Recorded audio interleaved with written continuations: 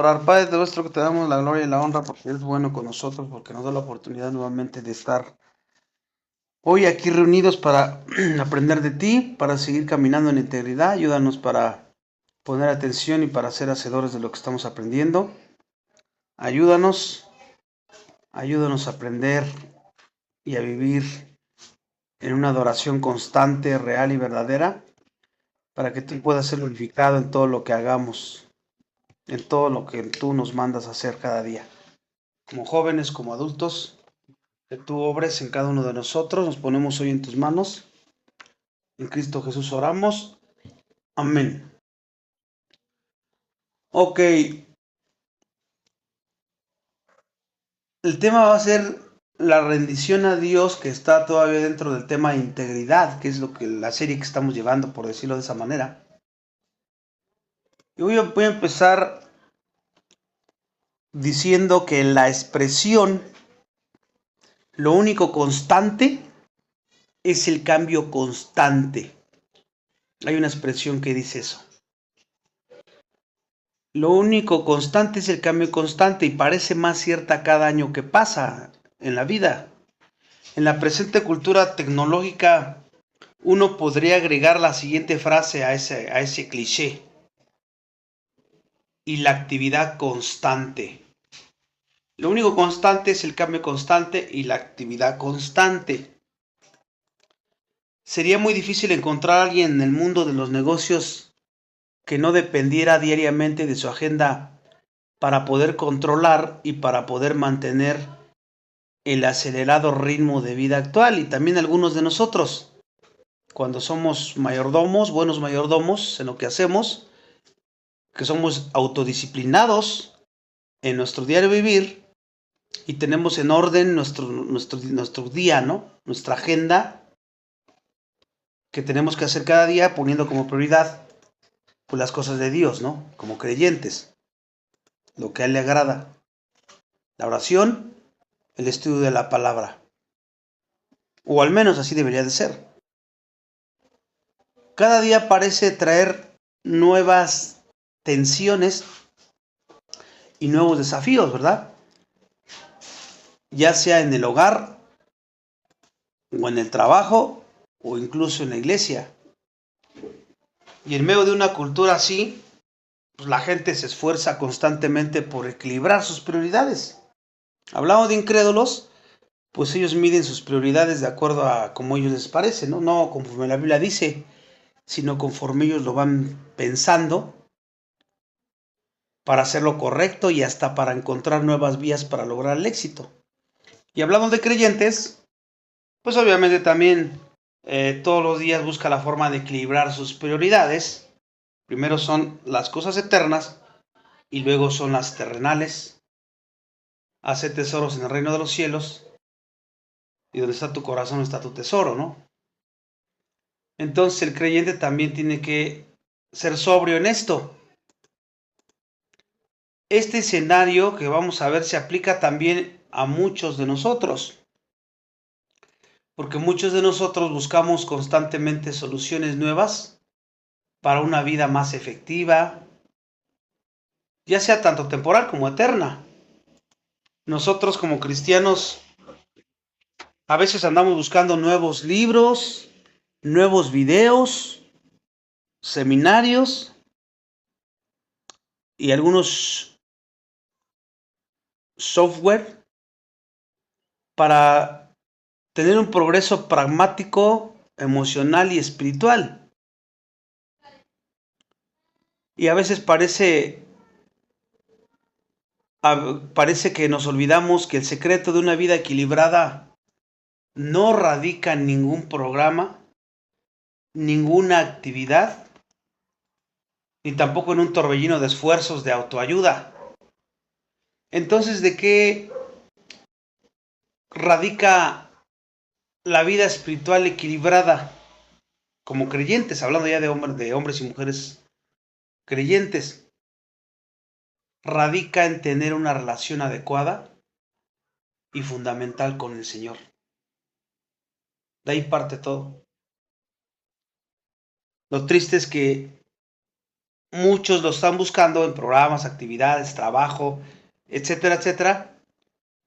Y lo último que ellos creen o piensan como su prioridad es tener una relación adecuada y fundamental con el Señor. ¿Cómo tienes eso? Ya lo hemos dicho muchas veces, orando en todo tiempo, estudiando la escritura todo el tiempo, pensando en las cosas de arriba como prioridad. Y ahí es donde das todo tu esfuerzo, ¿no? Donde deberías dar todo tu esfuerzo. Sin dejar de hacer lo otro, obviamente. Estamos hablando de prioridades a lo largo de tu día. No estoy diciendo que todo el día estés orando y todo el día estés estudiando la Biblia sin hacer nada. Sino que hay prioridades, hablando de creyentes y hablando de incrédulos. Jesucristo enseña este principio dentro del contexto de un bullicio de actividad en una ocasión en que visitó el hogar de la hermana María y Marta. Y vamos a ver ese texto. Lucas 10, 38, 42. Lo va a leer la hermana Chuy. Lucas 10, 38, 42. Voy. Lucas 10, 38, 42 dice 10. 10, 10, 10. Yendo de camino, entró en una aldea y una mujer llamada Marta le recibió en su casa. Esta tenía una hermana que se llamaba María, la cual, sentándose a los pies de Jesús, oía su palabra. Pero Marta se preocupaba con muchos quehaceres y acercándose dijo: Señor, ¿no te da cuidado que mi hermana me deje servir sola? Dile pues que me ayude. Respondiendo Jesús le dijo: Marta, Marta, afanada y turbada estás con muchas cosas, pero solo una cosa es necesaria y María ha escogido la buena parte, la cual no le será quitada.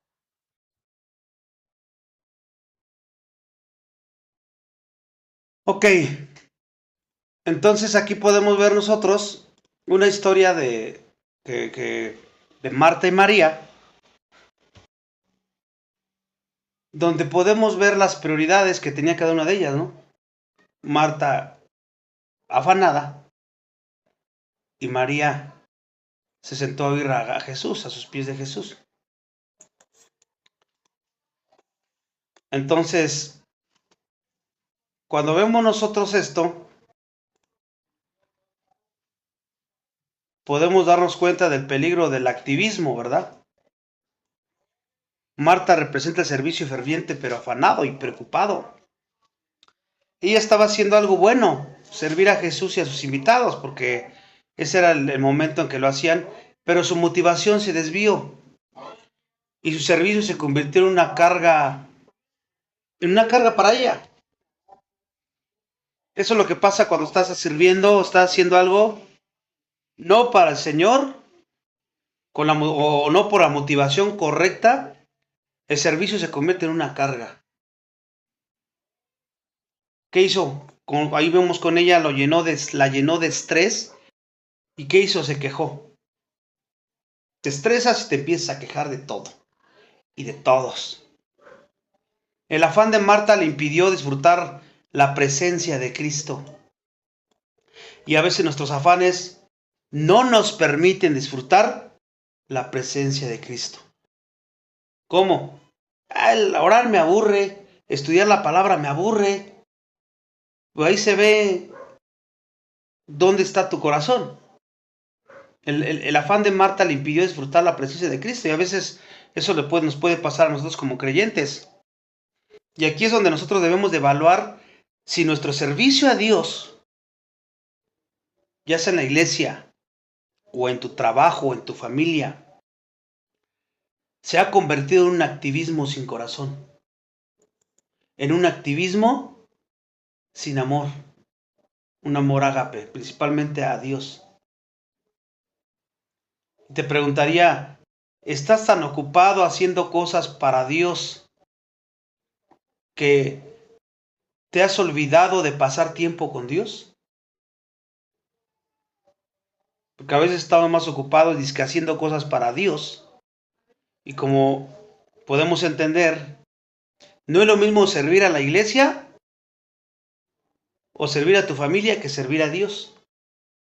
Son dos cosas muy diferentes y te van a traer situaciones diferentes en tu vida, reacciones diferentes. Tenemos que estar haciendo todo para el Señor, según la Escritura. Pasar tiempo con el Señor. Vemos a Marta y a María aquí. Aquí una lección práctica para nosotros, que es que el servicio no debe ser una distracción de la comunión con Cristo. El servicio no te debe distraer de la comunión con Cristo. Jamás. Es fundamental que nuestro hacer fluya de nuestro ser en su presencia. Nuestro hacer fluye de nuestro ser en su presencia. Porque cuando tú estás en su presencia te pareces más a Él. Eres más como Él. Y de ahí tiene que fluir tu hacer, no al revés. Porque el tema aquí es integridad, ¿no? Y a veces lo hacemos todo al revés.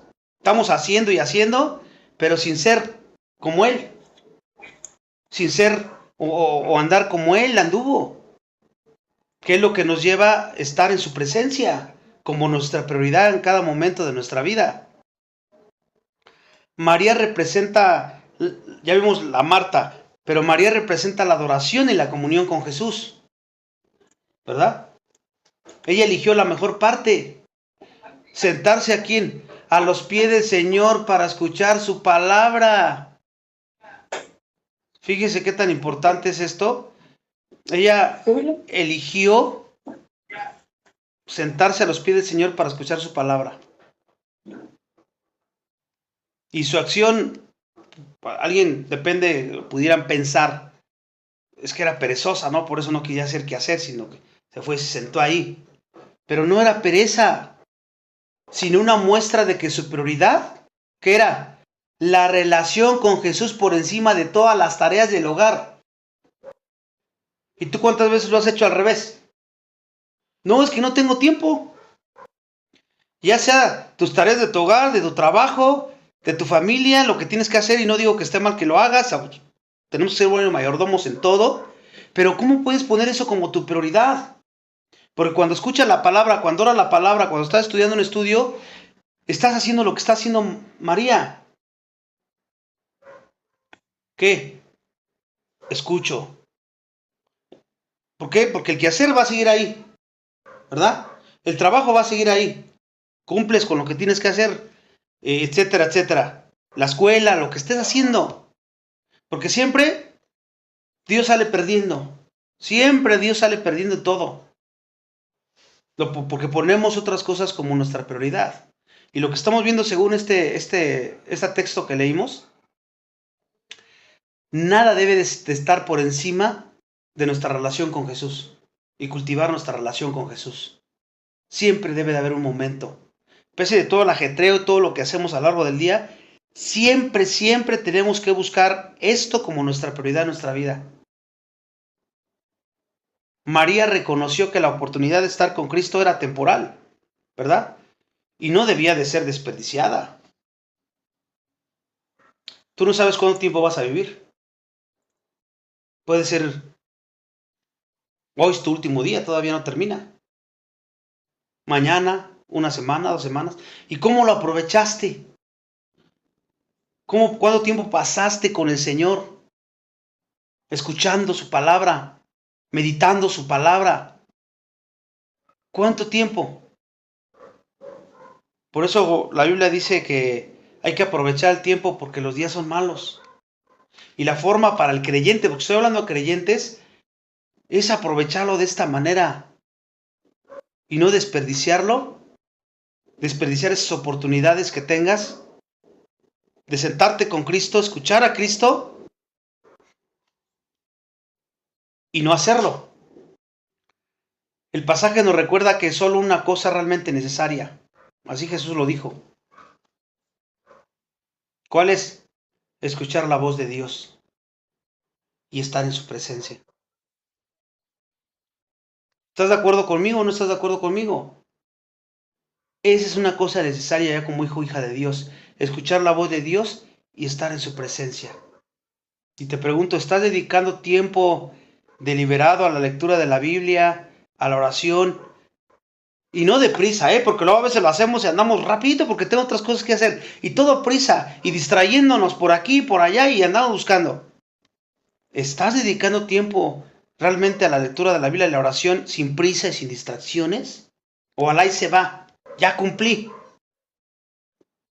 María nos enseña que el servicio es importante, sí, no digo que no. Tu servicio que hagas en tu casa, en tu trabajo, en la iglesia, sí es importante, pero escucha, la comunión con Cristo es la base sobre la cual todo servicio genuino debe construirse.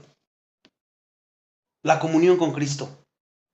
¿Y cómo te das cuenta que tienes comunión? Porque andas en integridad, en santidad. Y de ahí es la base donde todo servicio en la iglesia, en tu casa, en el trabajo, donde esté, debe construirse. Si no, estás haciendo las cosas mal. Y no esperes resultados mal. Sin esta base, nuestro servicio se volverá vacío. Pues vacío es hueco, ansioso, ansiedades y sin ningún propósito. No va a tener ningún propósito. ¿Qué tan importante es esto que vimos ahí con Lucas 10, 38, 42? Entonces, entendiendo esto un poquito de Lucas, lo esencial entonces, si queremos ser hombres y mujeres que vivamos una vida cristiana útil y satisfactoria, ¿quieres vivir una vida útil y satisfactoria como joven, como adulto, como casado, como soltero, como mamá, como papá, etcétera? Es que pongas a Dios antes que cualquier otra cosa, antes que todo. Eso es en esencia lo que estamos discutiendo en estos estudios, ¿no? Nuestra relación con Jesucristo, fíjate, tu relación con Jesucristo va a ser la clave para que tú tengas una vida sin claudicaciones. O sea, tus convicciones firmes.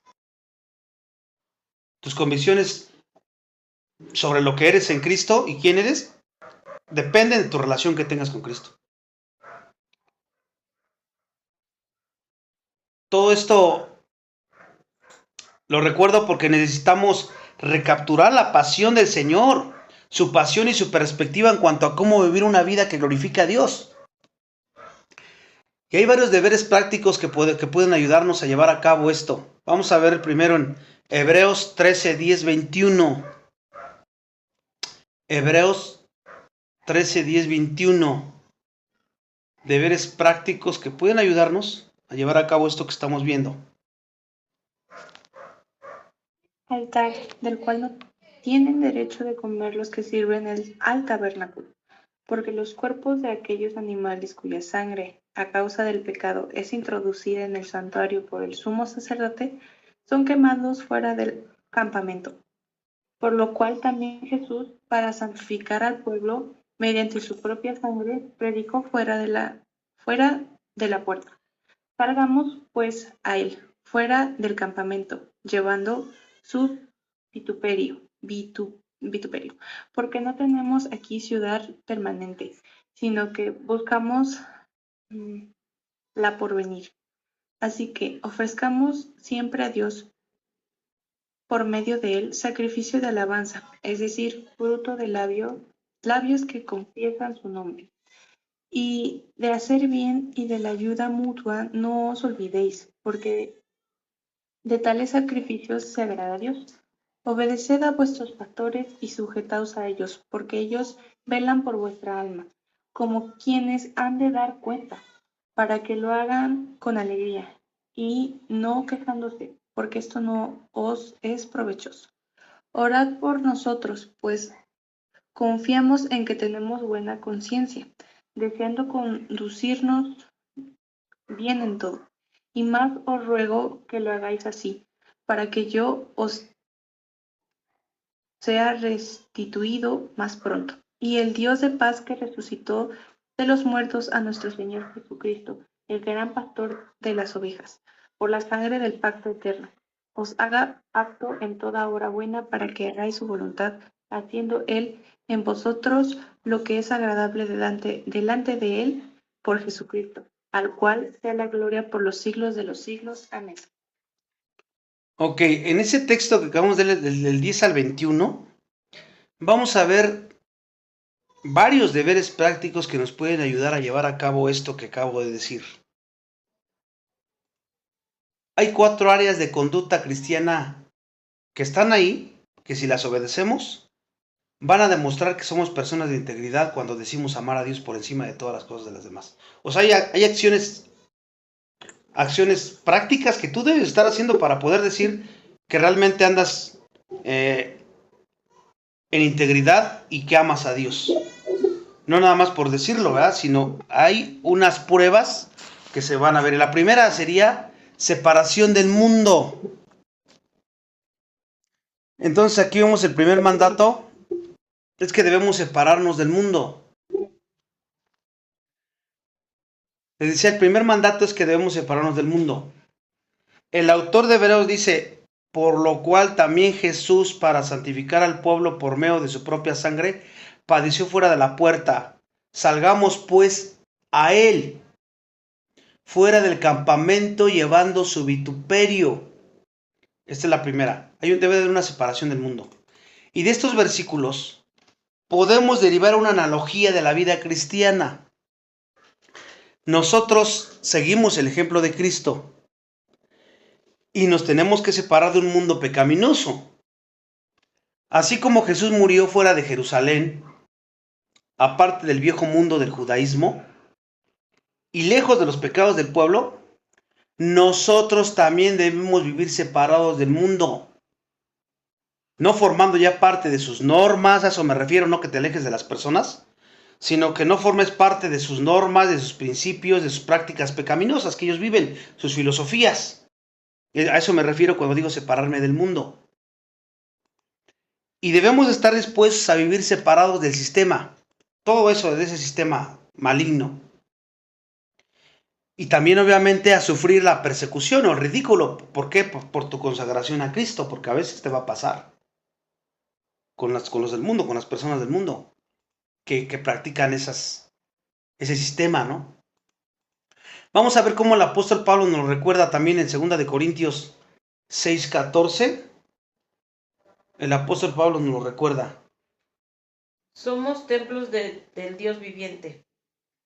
No os unáis en yugo desigual con los incrédulos, porque ¿qué compañerismo tiene la justicia con la injusticia? ¿Y qué comunión la luz con las tinieblas? Ahí lo menciona Pablo. Y esa clase de separación no quiere decir que debamos cesar todo contacto con los incrédulos, ¿no? Que ya no te juntes con ellos, ni que te aísles, o que te conviertas en un monje o una monja. No estoy diciendo eso, porque si ese fuera el caso, no podríamos ministrar a los que no conocen al Señor. Tenemos que ser luz para ellos. O sea que si andas ahí, en tu trabajo, en la escuela, en cualquier lugar, en la calle, en tu casa, en tu colonia, donde vivas, es para que seas luz. La separación de que habla la Biblia implica tener una actitud. Tu actitud y tu orientación deben ser diferentes a las del mundo. A esa separación me refiero. No te portas como ellos, no hablas como ellos y vives diferente a ellos. Y también no comprometer tus principios para amoldarlos a ellos, que te influencien a que vivas como ellos, sino que tú no comprometas. Eso me refiero a separación. Sin embargo, nuestra actitud hacia el mundo no puede ser condescendiente, porque si es condescendiente, podemos adoptar una perspectiva orgullosa y empezar a sentirnos superiores a ellos. Por eso es que no puede ser condescendiente. Jesús oró a Dios que nos diera una actitud correcta hacia el mundo. Vamos a verlo en Juan 17, 15, 18.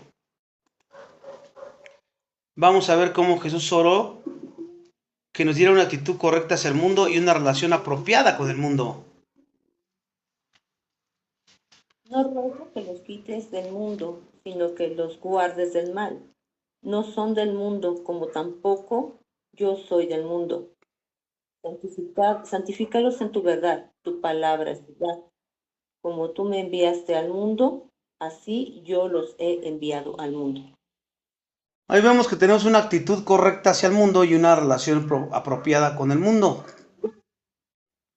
El Padre y el Hijo saben que debemos vivir en el mundo, pero ellos quieren que nuestras costumbres y nuestras actitudes sean distintas a las que se caracteriza el mundo. Primera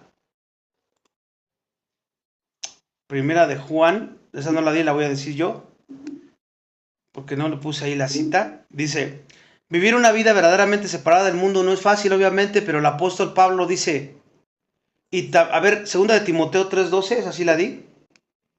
Segunda de Timoteo 3:12. Todos los que quieren vivir piadosamente en Cristo Jesús. Es primera, ¿verdad? Segunda. Hermanito. Segunda de Timoteo 3:12. Y también todos los que quieren vivir piadosamente en Cristo Jesús padecerán persecución. O sea que vivir una vida verdaderamente separada del mundo como lo estamos viendo va a ser complicada. Ahí lo dice Pablo. Tiene un precio. Muchos creyentes no sufren persecución hoy día sencillamente porque son pocos los que viven una vida piadosa. Se amoldan más al mundo. Procuran más al mundo. Se parecen más al mundo, a las personas del mundo. Entonces, son demasiados los que prefieren sacrificar la recta integridad en favor del prestigio mundano, porque prefieren más la aceptación, el prestigio del mundo, que vivir en integridad, aunque les cueste rechazo. Pablo amonestó a los mundanos corintios en cuanto a eso, y los desafió a que siguieran su ejemplo y aceptaran las dificultades de vivir una vida separada, ¿no? Nosotros somos insensatos por amor de Cristo, mas vosotros prudentes en Cristo. Nosotros débiles, mas vosotros fuertes.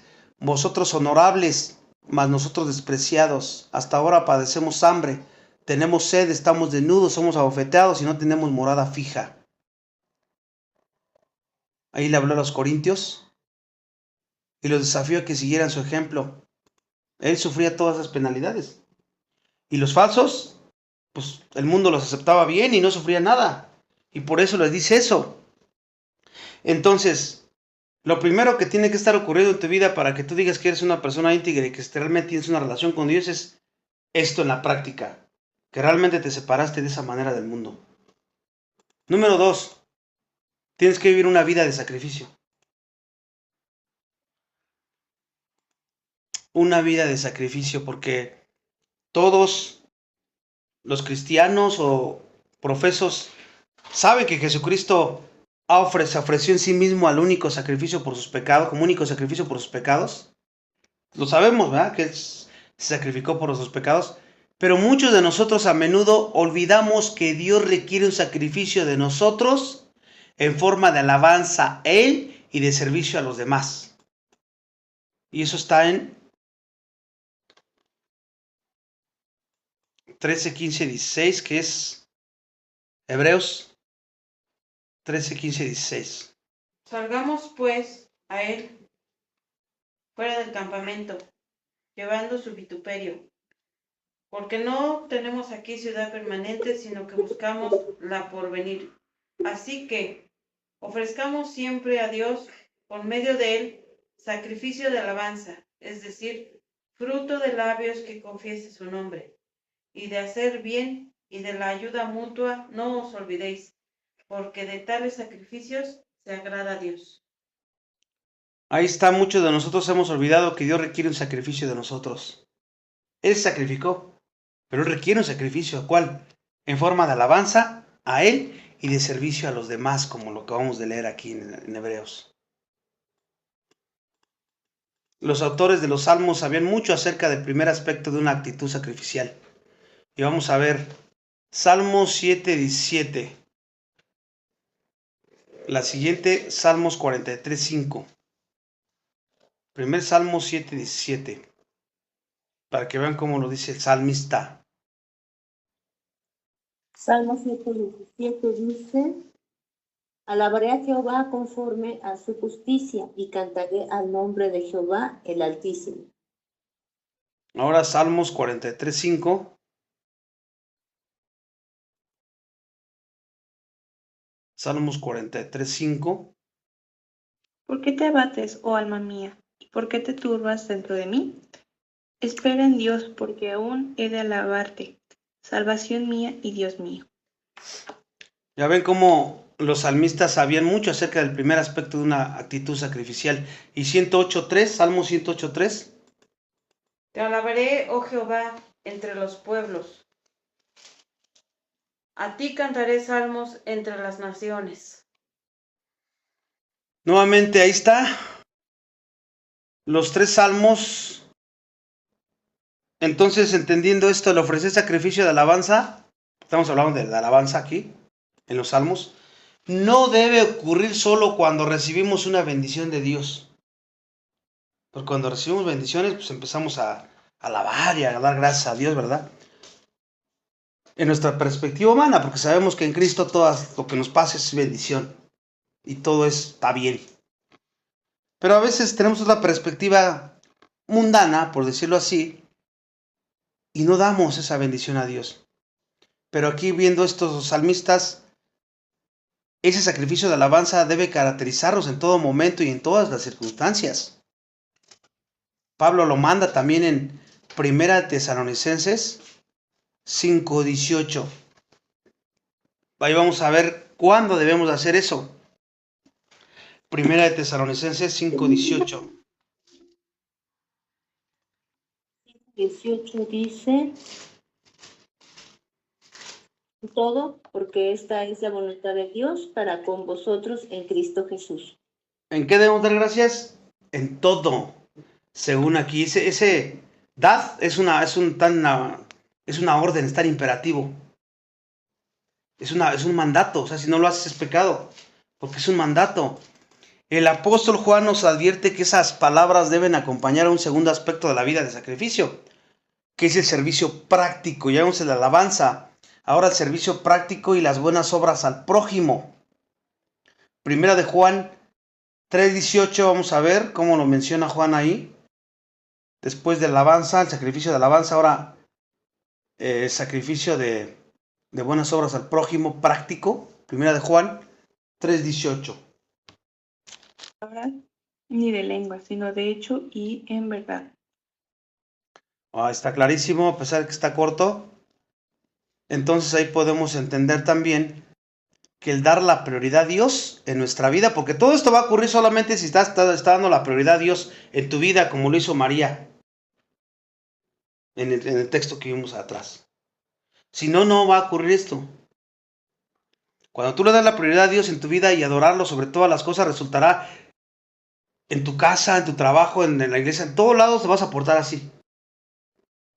No importa el rechazo, no importa el maltrato, no importa las personas, porque tú lo haces porque eso es lo que le agrada a Dios, es lo que Él pide de ti. Está haciendo un sacrificio. Si nuestra fe es auténtica, va a resultar en acciones que lo honren de esta manera práctica como lo estamos viendo. La simple alabanza de dientes para afuera, porque lo podemos hacer, ¿no? Alabándolo ahí de dientes para afuera, por conveniencia o para que vean, y no hacer lo que sabemos que tenemos que hacer, eso es pecado. Santiago 4:17. Y al que sabe hacer lo bueno y no lo hace, le es pecado. ¿Se dan cuenta? No es el distintivo de una persona de integridad, que tú sepas qué es lo que tienes que hacer y no hacerlo. Desde adentro de tu corazón hacia afuera, porque igual pudiera estar haciendo mucho activismo por fuera, como ya dije, y por dentro tu corazón completamente lleno de amargura, de resentimiento, de envidia, de orgullo, etcétera, etcétera. El libro más práctico del Nuevo Testamento, la Epístola de Santiago, muestra de una manera muy clara que las palabras de alabanza y el servicio deben ir juntos. ¿Dónde vamos a verlo? Santiago 1:27. Santiago 1:27. Vamos a ver cómo lo dice ahí Santiago.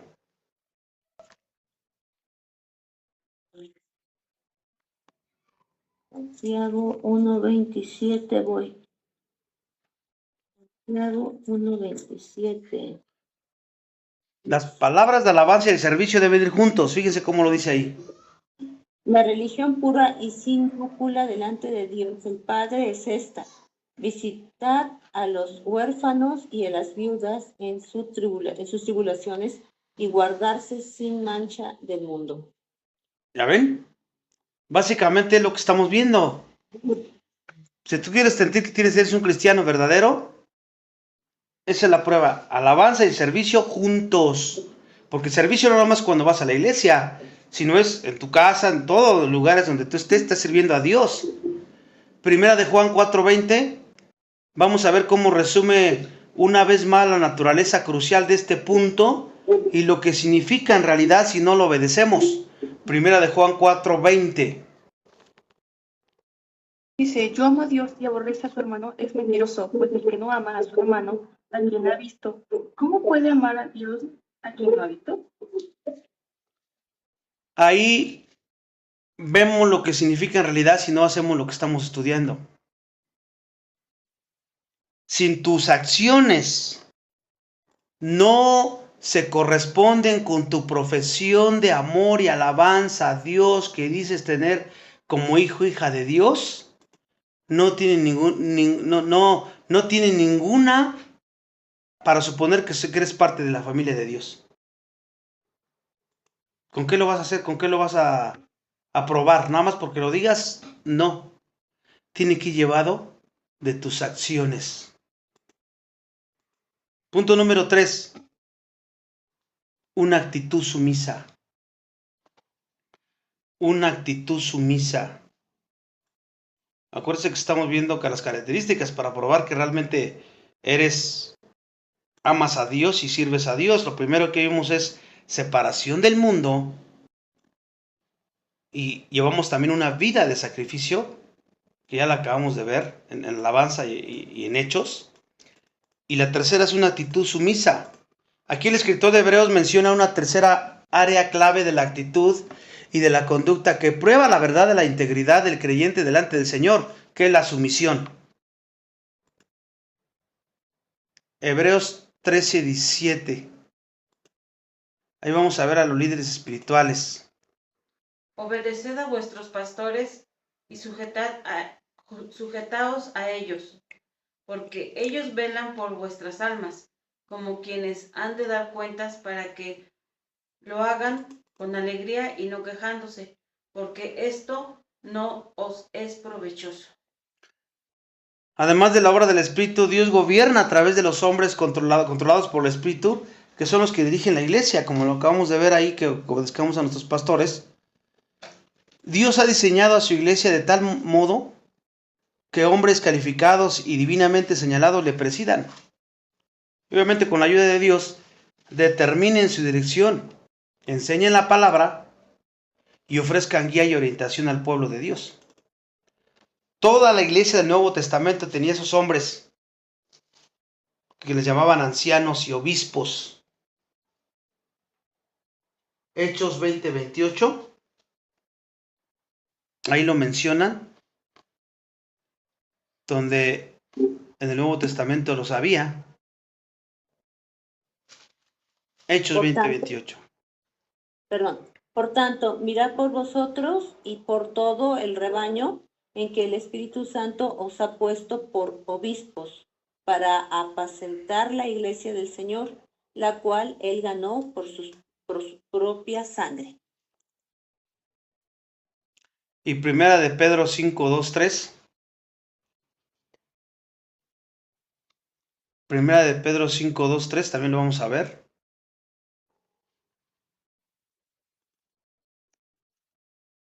A apacentar la ley de Dios que está entre vosotros, cuidando de ella no por fuerza, sino por sino voluntariamente, no por ganancia deshonesta, sino con ánimo pronto, no como teniendo señorío sobre los que están a vuestros ciudadanos, sino siendo ejemplos de la grey. Bueno, ahí está hablando de líderes, como se manda a los dirigentes que gobiernen con amor y humildad. Entonces los que están subordinados a ellos, que somos los demás, pues también debemos someternos a su autoridad con amor y con humildad. El apóstol Pablo dijo a la iglesia de los tesalonicenses, primera de Tesalonicenses 5, 12, 13. Vamos a ver cómo Pablo lo dice, hablando a la iglesia de ahí. Y ahorita vamos a ver por qué les estoy comentando esto y cómo lo aplicamos también para nosotros, como creyentes. Que dice, os rogamos, hermanos, que reconozcáis a los que trabajan entre vosotros y os presiden el Señor y os amonestan, y que los tengáis en mucha estima y amor por causa de su obra. Eso es lo que menciona 1 Tesalonicenses. Y también Hebreos 13 añade que el pueblo de Dios es responsable de ayudar a sus líderes a gobernar con alegría y satisfacción. O sea que una de las maneras fundamentales como podemos hacerlo es sometiéndonos voluntariamente a su autoridad, que es la de Dios, ¿no? Por lo tanto, la alegría de nuestros líderes en el Señor debe ser incentivo básico para que nos sometamos a ellos. La alegría que tienes, la alegría de nuestros líderes en el Señor, debe ser nuestro incentivo básico para someternos a ellos. Jesús hizo aún más imperativa la necesidad de que nos sometamos a la autoridad espiritual. Vamos a ver cómo lo dice en Juan 13:20. De cierto os digo, el que recibe al que yo enviare, me recibe a mí, y el que me recibe a mí, recibe al que me envió. Ahí está el sometimiento. Te sometes a los líderes, te estás sometiendo a él. Toda nuestra sumisión y obediencia a los ancianos pastores de nuestra iglesia local, pues equivale a nuestra sumisión y obediencia a Cristo, como todo lo que hacemos, ¿no? Los cristianos de Filipos ilustran la clase de sumisión a los dirigentes que Dios quiere. Vamos a ver ahí Filipenses 1:3-4. Filipenses 1:3-4. Los filipenses estaban aferrados a una doctrina sólida y no eran rebeldes con Pablo ni con ninguno de los líderes. Fíjese cómo lo dice. Doy gracias a mi Dios siempre que me acuerdo de vosotros, siempre en todas mis oraciones, rogando con gozo por todos vosotros. Ahí está entonces lo que sí sabemos entonces, sin embargo, sin luchar a dudas, que los dirigentes espirituales no son infalibles, ¿verdad? Porque ni son perfectos ni infalibles, se equivocan también y son imperfectos. Por eso no mostramos necesariamente falta de integridad o desobediencia pecaminosa. Si no estás de acuerdo con un pastor de la iglesia o si lo censuramos, no por eso vas a mostrar falta de integridad o desobediencia hacia ellos. Todos vamos a ser juzgados en algún momento por Dios. Y Él a cada uno nos va a pedir cuentas. La palabra de Dios ofrece pautas claras sobre cómo y cuándo se debe hacer esto. Vamos a ver cómo en 1 Timoteo 5, 19, 20. 1 Timoteo 5, 19, 20. Pautas claras para hacer esto. Contra un anciano no admitáis acusación, sino con 2 o 3 testigos, a los que persisten en pecar. Repréndelos delante de todos, para que los demás también teman. Ok. Una acción tal contra un dirigente espiritual nunca debe hacerse precipitadamente, como lo vemos aquí, sino solo después de que se presente evidencia suficiente. ¿Y cómo? Con respeto y con humildad. Es personalmente mucho más gratificador y espiritualmente más provechoso para nosotros que cultivemos y vivamos una actitud de sumisión a nuestros dirigentes espirituales, porque lo hacemos como para el Señor. Y el Señor se complace. Filipenses 2:18, fíjense cómo lo dice. Y asimismo, gozaos y regocijaos también vosotros conmigo.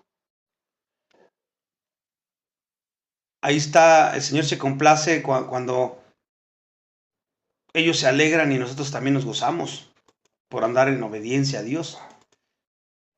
Pero también hay otra parte donde tenemos que someternos, la autoridad gubernamental. Lo vamos a ver allí en Primera de Pedro 2, 13, 14. Primera de Pedro 2, 13, 14. Vamos a ver un área de sumisión que muchos cristianos no quieren que les recuerden, ¿verdad? Y que es una responsabilidad. Primera de Pedro 2, 13, 14. Por causa del Señor, someteos a toda institución humana, ya sea al rey como a superior, y a los gobernadores como por él enviados para castigo de los malhechores y alabanza de los que hacen bien. Ahí está, esa es un área de los cristianos no quieren que le recuerden. Tristemente muchos les gusta hablar mal, cosa que eso es antibíblico. La Biblia no dice eso, porque sabemos que Dios levanta, Dios quita y Él rendirá cuentas en su momento. Y nuestro llamado es ser hacedores de la palabra. Entonces, ¿qué pide la palabra? Orar por ellos y pedir por su salvación, es lo que tenemos que hacer. Entonces el Señor es quien ha prescrito la autoridad civil. Cuando tú te sometes a ella, en todas las formas, estás obedeciendo al Señor. No importa cómo sean. Eso ya queda entre ellos y Dios. Los destinatarios de Pedro eran los cristianos del primer siglo que vivían bajo el Imperio Romano. O sea, los que Pedro les dijo esto. Y no creen que era un gobierno ahí muy bueno. Era pagano, hostil y antisemita. O sea, mataba a los judíos. Y Pedro les dice que tenían que hacer esto. Fíjense. Si alguien tenía motivos para rebelarse humanamente hablando, pues eran ellos. Pero es la responsabilidad de todos nosotros, sin importar qué tipo de gobierno dirija al país. Eso es cosa de Dios y Él lo vuelvo a repetir. Por eso tenemos que mantener una sumisión adecuada y útil al gobierno para poder llevar así una vida pacífica y para tener un testimonio efectivo. Esa es la otra área. A los pastores, estamos hablando de sometimiento, acuérdense. A los gobernantes y ahora a los jefes. Esta es la última área de sumisión. Primera de Pedro 2, 18. Vamos a ver, Pedro les escribe, en aquel entonces eran esclavos, hoy son empleadores, pero el principio es el mismo. Primera de Pedro 2, 18. Criados, estad sujetos con todo respeto a vuestros amos, no solamente a los buenos y afables, sino también a los de difícil soportar. ¿Ya viste qué es lo que te dice ahí? Estar sujetos con todo respeto, no solamente a los buenos y afables, sino a los difíciles de soportar. Ahora tú aplícalo si eres empleada, a tu jefe. Porque eso es lo que manda la Escritura. La estructura social dominante del Imperio Romano en aquel entonces era la esclavitud, y los esclavos estaban a menudo sujetos al irrespeto. Es probable que la mayoría de los cristianos de la iglesia primitiva fueran esclavos incluso, y en la mayoría de los casos sirvientes del dueño de una casa o de una hacienda. Lo más parecido que tenemos hoy a esa relación entre dueño y esclavo es jefe y empleado, ¿verdad? Del mismo modo que había la posibilidad de que el esclavo pudiera tener un amo bueno, como hoy puedes tener un jefe bueno, tienes la posibilidad, o otros les pueda tocar un difícil de soportar, o si lo tienes pero al rato te toca uno difícil o al revés. Hoy cualquier empleado puede tener un jefe bueno o malo, ¿verdad? Pero para cada cristiano, el tipo de jefe que tenga no afecta el asunto de sumisión, no debe de afectar lo que Dios te manda hacer. Luego buscamos excusas. Y pues es que no lo hago porque mira cómo me trata. Estás solapando tu pecado. Estás excusando tu pecado. Ninguna de las cosas que ocurren externamente te debe de llevar a afectar en tu asunto de integridad, en cómo tienes que comportarte. Porque no depende de las cosas de afuera, sino de quién eres en Cristo. ¿Te das cuenta lo importante que es entender eso y vivirlo? Dios nos ordena a todos que nos sometamos con todo respeto. Primera de Pedro 1:17. Vamos a ver Primera de Pedro 1:17. Y esto habla de temer a Dios, no al hombre. tenemos un llamamiento superior. Debemos estar conscientes de que Dios, en lo que hacemos y decimos, fíjate cómo dice 1 de Pedro 1:17. Y si invocáis por Padre a aquel que sin acepción de personas juzga según la obra de cada uno, conducíos en temor todo el tiempo de vuestra peregrinación. Entonces aquí incluye el respeto al orden social también, tal como la relación entre jefe y empleado, ya que Dios lo ha planeado así soberanamente en interés de orden y de productividad. Por eso debemos servir a nuestro jefe como si estuviéramos sirviendo al Señor también, así como a los pastores, como a los gobernantes y a tus jefes. Y luego Hebreos 13, 10, 21 que estamos analizando ahorita, tenemos una obligación más al manifestar integridad delante de Dios. Orar por nuestros dirigentes espirituales. ¿Ya lo leímos ese o lo vamos a leer? Primero va Primera de Pedro 3:2, vuestra conducta casta y respetuosa. Y luego el 15 dice, sino santificad a Dios el Señor en vuestros corazones y estad siempre preparados para presentar defensa con mansedumbre y reverencia ante todo el que os demande razón de la esperanza que hay en vosotros. Mansedumbre y reverencia, dice ahí. Por último, para terminar el estudio, Hebreos 3, 10, 21.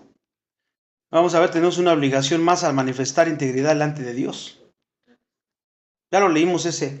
Es orar por nuestros dirigentes espirituales. Y esa responsabilidad fluye muy lógicamente de nuestra actitud de sumisión. Cuando nos sometemos voluntariamente a aquellos que tienen responsabilidad por nuestra alma, los pastores, tiene sentido entonces que también deseemos orar por ellos, ¿verdad? Dios es soberano, pero la oración es uno de los medios que Él decide emplear para llevar a cabo su perfecto plan a través de nosotros los servidores. Santiago 5:16, ahora sí sé, nos exhorta con este sencillo pero profundas palabras. Santiago 5:16.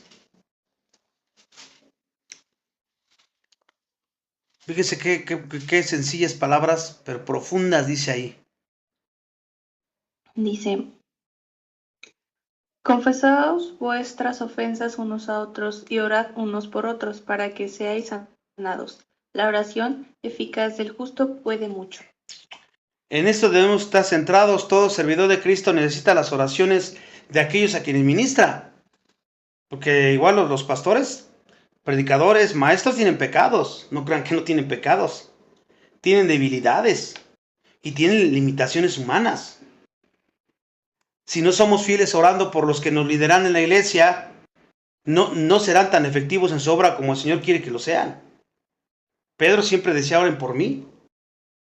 Pablo.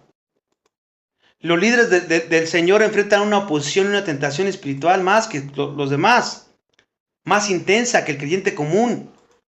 Satanás sabe que si puede hacer que los líderes claudiquen, debiliten su defensa de la verdad, reduzcan sus esfuerzos en su ministerio o sencillamente se desanimen, va a dañar la causa de Cristo y a muchos creyentes.